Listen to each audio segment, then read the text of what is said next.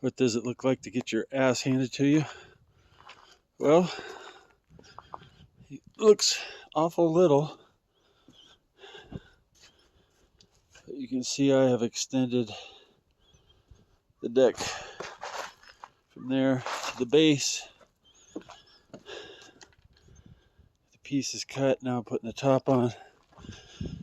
I'm going to use stair corners, metal corners, because we don't have any bullnose edges. Just got those with the groove. So I am going to try to get all the top boards on during the rest of the day. I'll worry about the rest of this tomorrow.